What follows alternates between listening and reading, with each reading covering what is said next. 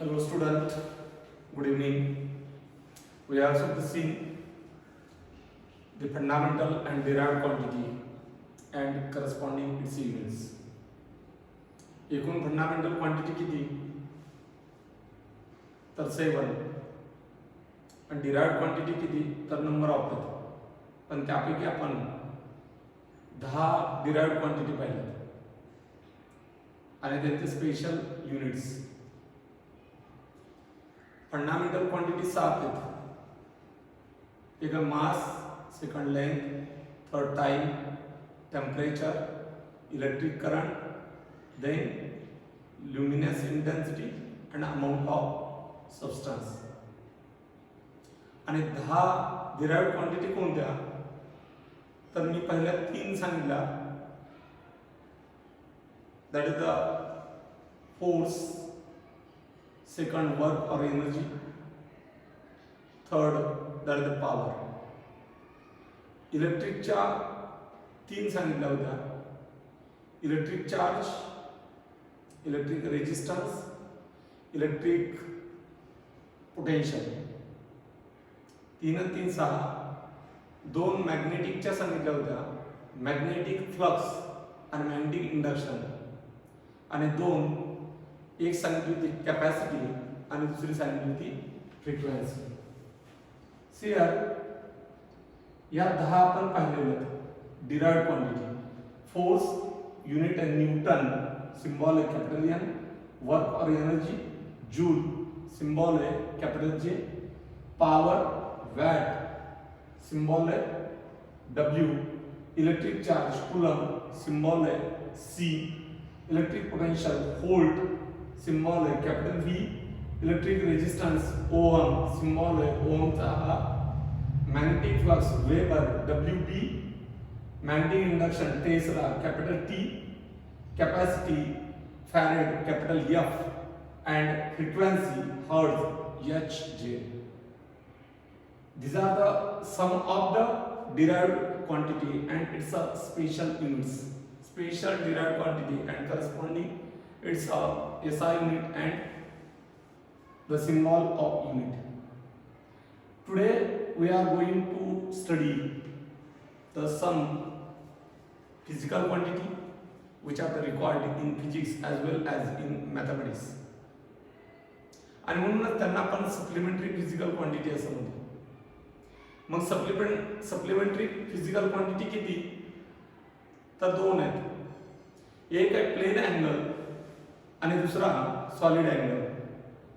आतापर्यंत मला 10वी 10th पर्यंत प्लेन अँगल झालेला आहे आणि तो अँगल डिग्री मध्ये मोजलेला आहे. पण या ठिकाणी फिजिक्स मध्ये अँगल, प्लेन अँगल हा रेडियन मध्ये मोजला जातो.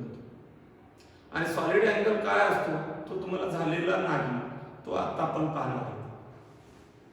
या ठिकाणी सप्लिमेंटरी फिजिकल क्वांटिटी किती तर there are the 2 supplementary physical quantity. Mathematics मधल्या त्या फिजिक्स मध्ये वापरतो म्हणून या ठिकाणी या 2 सप्लिमेंटरी फिजिकल क्वांटिटी म्हणतोय. एक आहे प्लेन अँगल, प्रतलातला अँगल, आणि हा 3 डायमेन्शन मध्ये सॉलिड अँगल. प्लेन अँगलचं युनिट असते रॅडियन. आपण डिग्री मध्ये मोजतो पण इथे फिजिक्स मध्ये रॅडियनचं डिग्री कन्वर्जन करता येतं. सिंबल ऑफ युनिट आहे रॅड. दुसरी फिजिकल क्वांटिटी सॉलिड अँगल आणि त्याचं युनिट आहे स्टे रॅडियन. सिंबल मात्र या ठिकाणी SR. 2 सप्लिमेंटरी फिजिकल क्वांटिटी, एक plane angle, SI unit radian, symbol rad. Okay. आणि सेकंड आहे solid angle, SI unit steradian आणि सिंबल आहे SR. Then see what is mean by plane angle. Plane angle म्हणजे काय? Angle subtended by an arc. Arc means कंस. Angle subtended by an arc at center of circle is called plane angle. Consider here मी या ठिकाणी plane तयार केले. हे प्रतल आहे board that is the plane, 2 dimension. इथं मी सर्कल काढलं, O B the centre of circle, A X B ही काय, दॅट द आर्क, कंस. मग मला सांगा या कंसाने सेंटर जवळ केलेला हा अँगल थीटा मानला तर हा प्लेन अँगल आहे. अँगल कुणी सबटेंडेड केलाय, आर्क ए एक्स बी ने at centre of circle is called the plane angle. मग angle is equal to arc A X B divided by radius, म्हणजे theta is equal to arc A X B divided by R. Consider करा, समजा या ठिकाणी हा particle, या पार्टिकलने एक फेरी पूर्ण केली, 1 रिव्हॉल्यूशन इज कंप्लीट. 1 रिव्हॉल्यूशन कंप्लीट झाल्याच्या नंतर हा अँगल किती, मग त्या दरम्यान आर्क किती, तर 1 रिव्हॉल्यूशन असेल तर आर्क इज इक्वल टू काय असेल, सर्कम्फरन्स. कारण मी एक फेरी पूर्ण केली तर आर्क किती होईल, पूर्ण सर्कम्फरन्स. आणि सर्कम्फरन्स किती असते, तर 2 पाय आहे. सर्कम्फरन्स किती असते, that is the 2 pi R. मग मला सांगा एक फेरी पूर्ण केली, एक फेरी पूर्ण केली तर टोटल अँगल किती, म्हणजे circumference 2 pi r divide by r, r r cancel. आणि थीटा किती आला, 2 पाय रेडियन, हाच असतोय इन डिग्री 360 डिग्री, म्हणजेच pi radian is equal to 180 degree. काय म्हणलं मी, pi radian is equal to 180 degree. लक्षात आलं. म्हणून या ठिकाणी लक्षात ठेवा, कंसाने सेंटर जवळ सबटेंड केलेला angle is called as a plane angle. आणि बेसिक फॉर्म्युला लक्षात ठेवायचा आहे त्याचा, या ठिकाणी angle is equal to arc divided by radius. Then see r 1 radian is equal to, मग या ठिकाणी 1 रेडियन, या सेंटर जवळ 1 रेडियन अँगल कधी असेल, मला सांगा. बेसिक फॉर्म्युला काय आपला, that is r divided by radius. मग थीटाची किंमत 1 कधी, आर जर रेडियस एवढी असेल, आर किती असेल, दॅट इज द रेडियस एवढी असेल.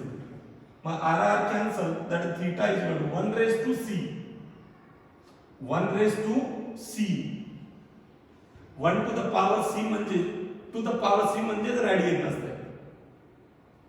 आणि मग या ठिकाणी थीटा 1 रेडियन कधी येतो, जर अँगल किती, या ठिकाणी हा आर्क किती, ही जी आर्क आहे ही आर एवढी असेल तर, पुन्हा एवढी रेडियस ऑफ दॅट सर्कल, त्यावेळेस हा थीटा किती असतो, that theta is equal to arc divided by radius. मग आर किती आपली, आर, मग r divide by r, that the 1 radian, म्हणजे 1 रेज टू सी, 1 रेडियन म्हणजे 1 रेज टू सी. मग what is the 1 radian, the angle subtended by, angle subtended by an arc, angle subtended by an arc किती, equal to radius of circle at center is called as 1 radian. Then see here, what is the solid angle. आता solid काय, समजा गोल आहे, sphere आहे, sphere असेल, लांबी रुंदी उंची ज्याला असते तोही सॉलिड आहे. ज्यांना 3 डायमेन्शन असतात त्याला आपण सॉलिड असं म्हणतो. ज्याला 2 डायमेन्शन आहे दॅट इज द प्लेन, एकच डायमेन्शन दॅट द लाईन. मग मी या ठिकाणी जनरल ज्यावेळेस डेफिनेशन पाहतो त्यावेळेस आपण स्फियर घेतला आहे. मग स्फियर आहे तर या ठिकाणी पहा मी या स्पिअरच्या सरफेसवरचा हा एवढाच एरिया घेतलाय. किती घेतलाय? DA. मग या DA ने सेंटर जवळ सबटेंड केलेला जो अँगल आहे त्या अँगलला मी काय म्हणतोय? Solid angle. कोणत्या एरियाने? या एरियाने. कोणत्या एरियाने? या एरियाने. हा एरिया दाखवला मी इथं.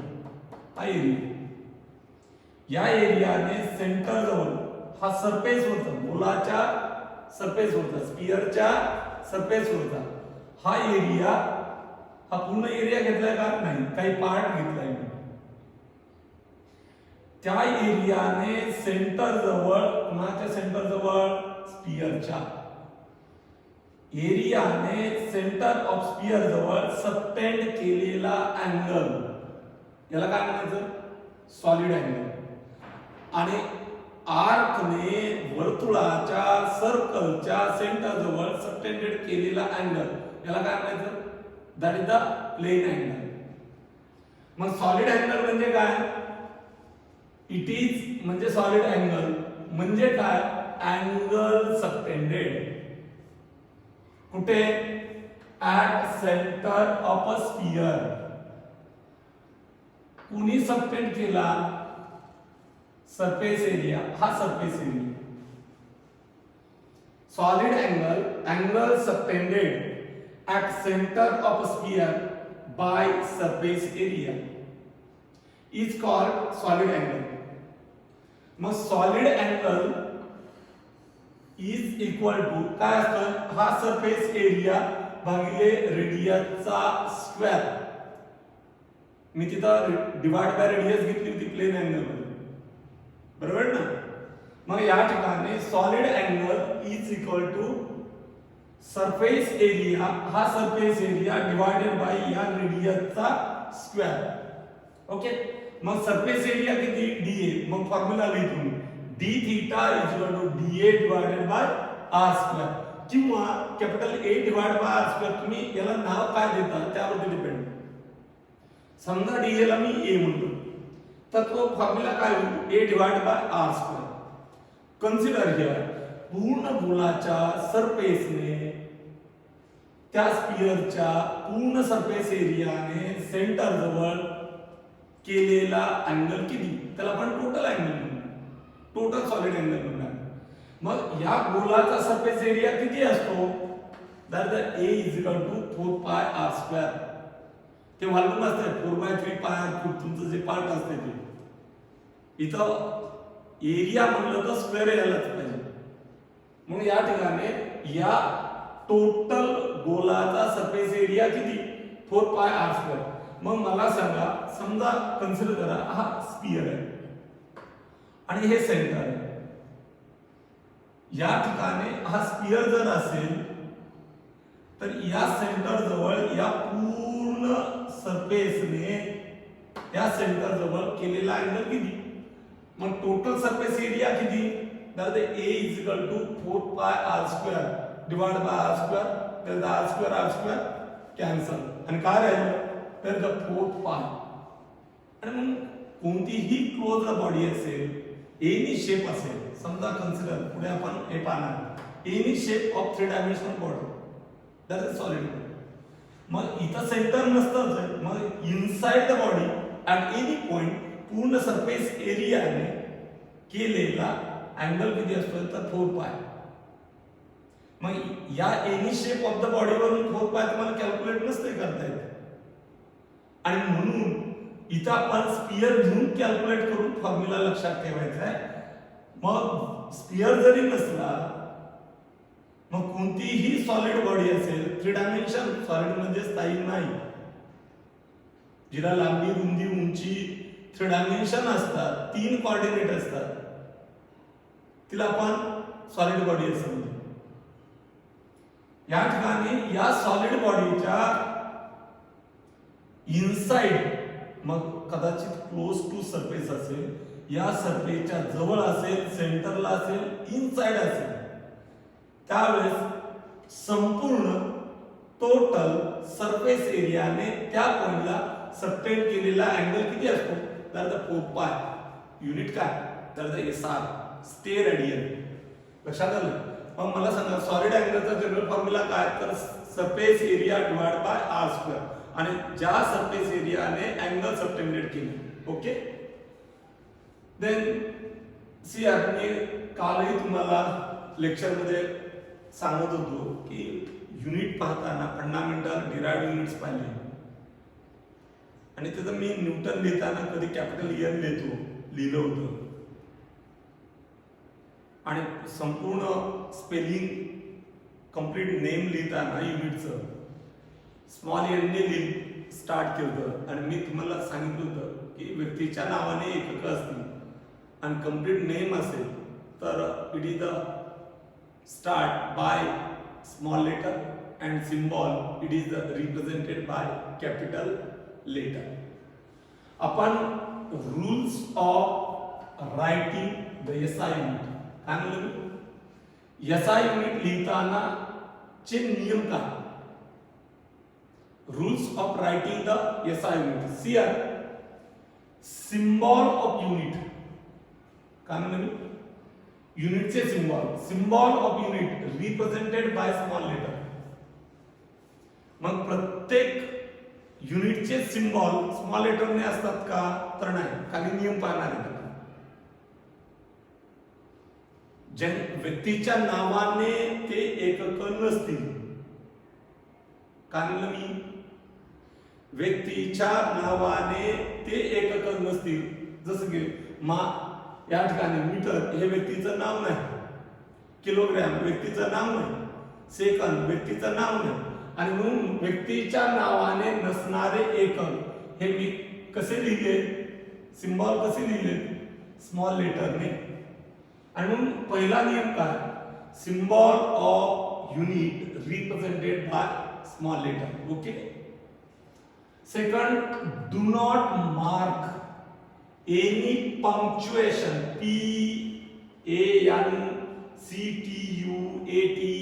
PANCTUATION, punctuation, sorry PUNCTUATION,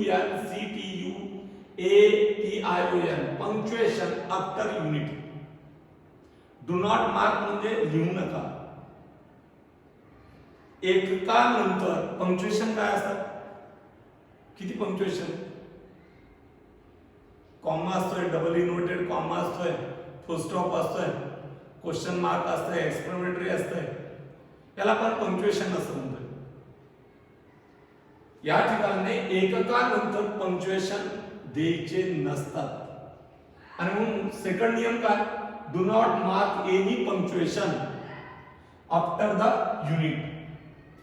third rule आहे, symbol of units named after person. जे एकक व्यक्तीच्या नावाने, उदाहरणार्थ न्यूटन हे व्यक्तीचं नाव, जूल व्यक्तीचं नाव, वॅट व्यक्तीचं नाव, व्होल्ट व्यक्तीचं नाव, कुलम व्यक्तीचं नाव.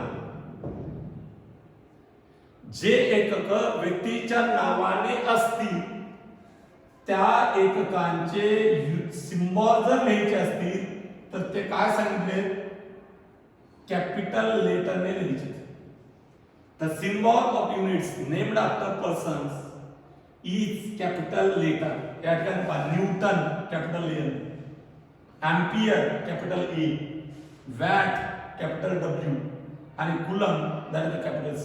हे व्यक्तीच्या नावाने, काय म्हणलं मी, हे व्यक्तीच्या नावाने, व्यक्तीच्या नावाने जर एकक असतील तर त्यांचे सिम्बॉल काय असतात, सिम्बॉल हे कॅपिटल असतात. काय असतात, कॅपिटल. ओके. देन सी चौथा नियम, full name of unit named after person. Full name of unit named after person are represented किंवा start by the small letter. हे दोन नियम हे नेम्ड आफ्टर पर्सन आहे, व्यक्तीच्या नावाने. व्यक्तीच्या नावाने, ओके, हे दोन. इथं सिम्बॉल असेल तर कॅपिटल आणि पूर्ण नाव लिहित असाल, फुल नेम लिहित असाल तर start by small letter. Grammar काय सांगतं तुमचं? नेम ऑफ पर्सन जर लिहित असाल तर स्टार्ट बाय कॅपिटल लेटर असं ग्रामर सांगतं. पण आपला नियम काय सांगतो? युनिट व्यक्तीच्या नावाने असेल, त्या एककाचं पूर्ण नाव लिहायचं असेल तर कॅपिटल लेटरने स्टार्ट करू नका, स्मॉल लेटरने स्टार्ट करा. Okay. Do not right unit in plural. Plural means अनेक वचनी. समजा या ठिकाणी 1 मीटर लेंथ आहे आणि ही 10 मीटर असेल तर मीटर्स यस लावू नका. 1 किलो आणला साखर, आपण 1 किलो आणली, शुगर 1 किलो आणली आणि 5 किलो आणल्याच्या नंतर 5 किलोग्रॅम्स यस लावू नका. म्हणजेच काय? whenever we give the unit then do not write in a plural form, only write the singular form. मग किती नियम पाहिले आपण? 5. एक काय?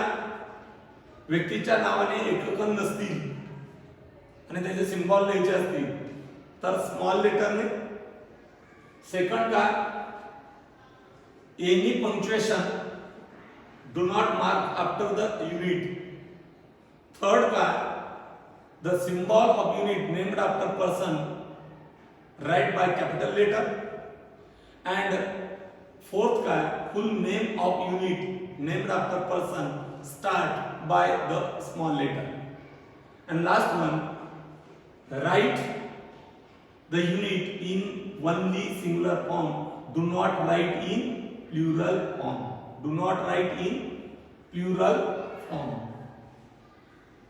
Then see here dimensions and dimensional analysis. हा नवीन पार्ट आहे तुमच्यासाठी. त्या ठिकाणी डायमेन्शन म्हणजे काय? आपल्याला युनिट माहिती आहे. आपल्याकडे स्टेट सिलेबसचा हाच प्रॉब्लेम आहे की आपण 8वी 9वी 10वी पासून एकक ऐकत आलो, युनिट ऐकत आलो, डायमेन्शन काय प्रकार आहे तो माहित नाही.